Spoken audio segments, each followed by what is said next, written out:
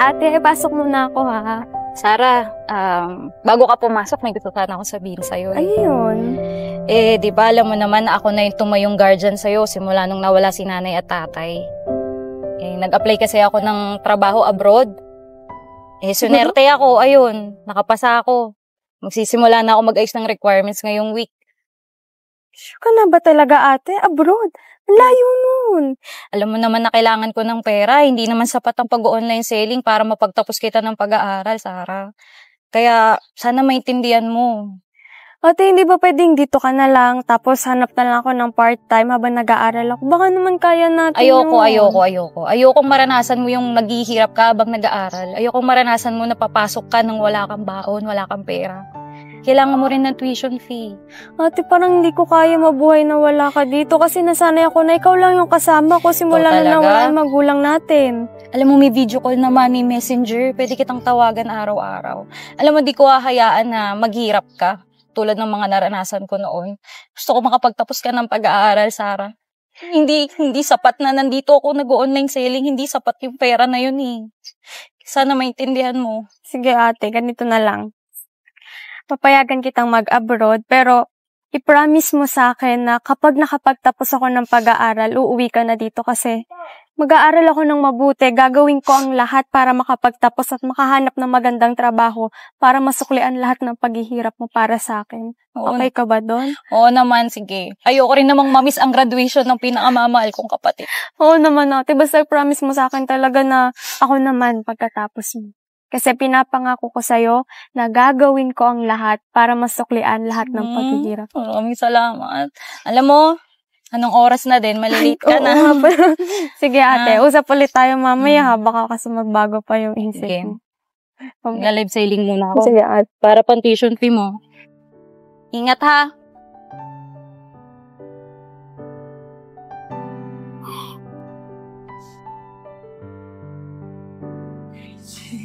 Laki ng bahay. Sino ba to? Sandali! Ba naman to? Nagmamadali? Oh, so you are? Ako po si Chelsea, yung pinadala po ng agency sa Pilipinas po. Oh. Ikaw ba yon? Opo, ma'am. Sige. Pasok. Bilisan. Ayoko nang babagal-bagal. Halika, pakakilala kita sa aking husband. Honey, she's our new housekeeper. Welcome to our house. Magandang hapon po, sir. No, he doesn't understand Tagalog. You have to speak in English. Oh, yeah, sorry, only English, yeah. I'm Chelsea from Philippines, sir. Welcome, Chelsea, to our house. Yes, sir. It's good. You're a Filipina. You're very industrious workers. Yeah. And my wife will also like that she's Filipino also. Yes. Honey, why don't you give her a tour of a house? Yeah, I'm gonna do that. Okay? Come on, Chelsea. Ibalik mo na doon ang iyong mga gamit sa kwarto mo, magiging kwarto mo. Okay, honey? Thank you. Okay. Thank you, sir. You're welcome.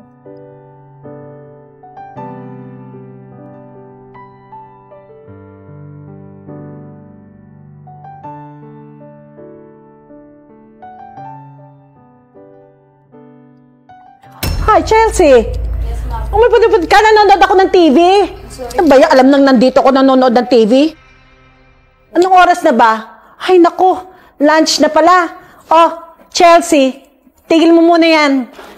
At tatanungin ko ang asawa ko kung anong gusto kainin, ha? Sige po, ma'am. Bilisan mo naman. Ang bagal-bagal mo naman kumilos. Ano ba yan? Dali-dalian mo. At baka gutom na ang asawa ko. Ano ba yan? Bilis! Wait po. Ayos mo kaagad yan. Dalian mo. Gutom na yon. Honey, what do you want to get for lunch? Oh, could you cook my favourite, please? Roast lamb. Oh, okay. Oh, I'll tell thank- Chelsea. Oh, thank you. Chelsea, pwede bang mag-roast lamb ka for lunch? Ma'am, hindi ko po alam yung roast lamb lutuin. Pero kaya ko po magluto ng mga Pinoy na lutuin po. Ano? Hindi mo natin. alam? Akala ko ba bago kayo papuntahin dito, tinatrain kayo sa Pilipinas? Paano yun? Alam na ako magluto. Kaya nga ako kumuha na katulong dito. Ma'am, pasensya na po. Pag-aaralan ko na lang po. Ay, naku, ano ba yan? Honey, what do you want? Oh, no, don't worry. If she can't cook roast beef. Ay, naku. Oh, no, that's all right. Maybe she could cook this pancit.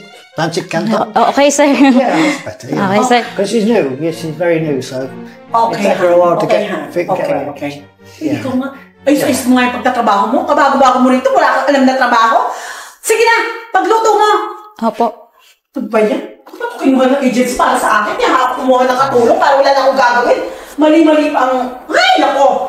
Ay, it's so irritating, you know, honey. Oh, she's very new. Give her a chance to settle in.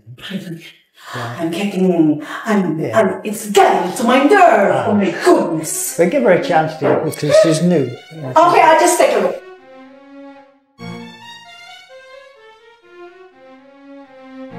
Yan, palitan ko na ng bagong plastic. Sana may tapon na pagkain dito sila, ma'am, para naman nakakain na ako. Ilang oras na ako hindi nakakakain. Wala silang tinatapon na Ay, naku. Oh, Chelsea, anong ginagawa mo dyan? Ma'am, naglagay lang po ako ng plastic.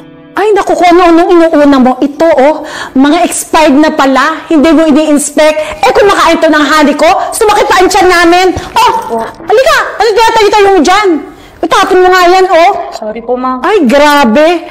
Diyos ko, palagi na lamang uutusan mo pa. Ayaw mo magkusa kung ano mga dapat unahin dito sa pamamahay ko. Ay, nako. Asan na bang honey ko? Honey? Waaya? Oh, yun na hindi pa expired. Malapit pa lang. Pwede ka pang kainin mamaya to. Maraming salamat po, Panginoon. Kain na talaga ako. Chelsea, what are you doing? Hi, sir. Sir, just put the garbage. Have you had your lunch yet today? Have you eaten? Yes, sir. I am I'm full. I'm full. Are you sure? Yes, sir. Okay. That's sir. good then. All right. Carry on then. Carry on. Okay. Yes. Okay. All right, Chelsea. Keep up the good work. Thank you, sir. Buti pa si sir.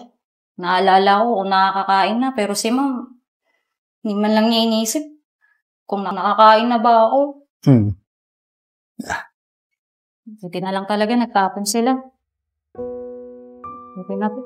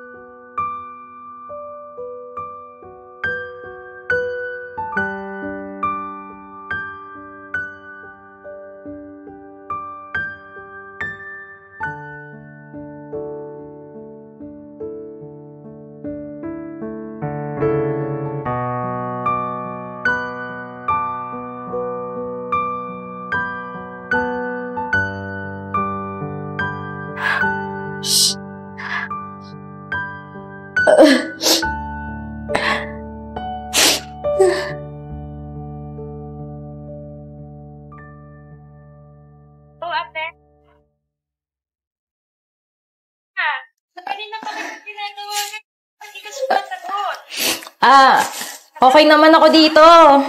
Sarah.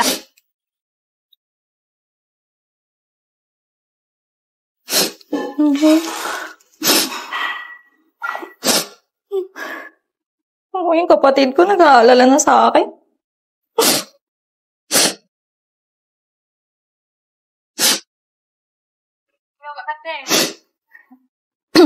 Sarah. Okay ako dito. Huwag kang mag-alala sa akin. Teka, umiiyak ka ka ate. Naku, hindi ako umiiyak. Sinisipon lang ako. Sobrang lamig dito. Tingnan mo, doble-doble yung suot ko dito. Oo. Kumusta ka na ate? Kasi, lumabas kami ng amo ko. Paano mag-iingat ka dyan lagi, ha? Teka, kailan nga ulit yung Kailan ulit yung graduation mo? Isang buwan na lang siguro ate, ka-graduate na ako. Kaka-HSC ha. Sige. attend ka ng graduation ko. Susubukan ko magpaalam ha, Sarah. Sige, ate, ate ko yan ha. Sige. Ingat ka dyan, ha? Okay lang ako dito. Masaya dito. Sobrang nag-e-enjoy ako. Ingat ka. Love ka ni ate.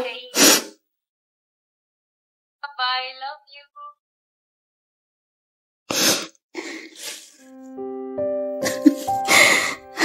Graduate na si Sarah.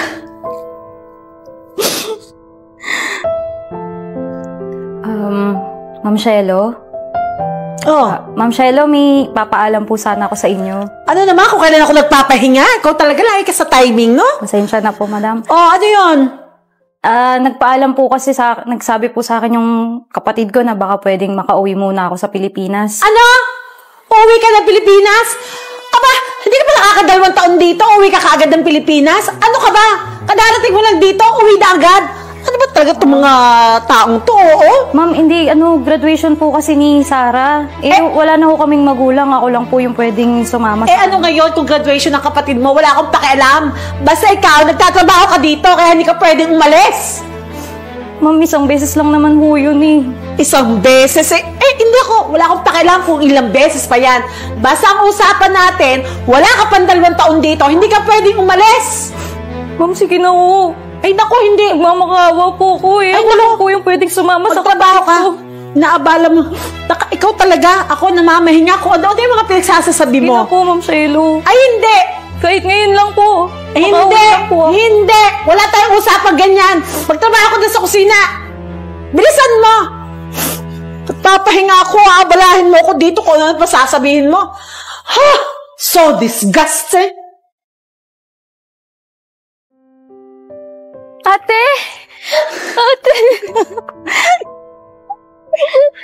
Ate, alam ko hindi ka makakauwi. Abot pa ba ako sa graduation mo? Ha?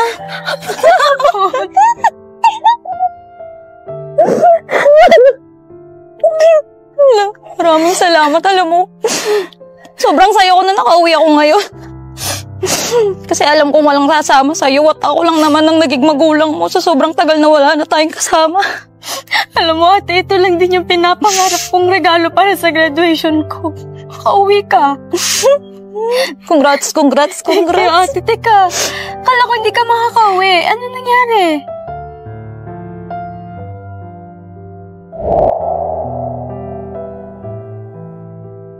Chelsea, are you okay? Oh, what's the matter with you? You look very upset. Yes, You sir. look very sad. What is the matter? Because Ma'am Shelo don't want me to go home. Oh, why not? Why ever not? My sister Sarah will have graduation. But Ma'am Shelo don't want me to go home. Oh, okay. But I have to, sir, because we don't have mother and father, sir. All right, Chelsea, don't worry. I'll sort out with Mum, can't. Thank you so much. Thank you so Don't much, worry, sir. yeah. Leave it with me. I'll have a word with Mum right now. Thank you, sir. Okay. Try not to get so upset.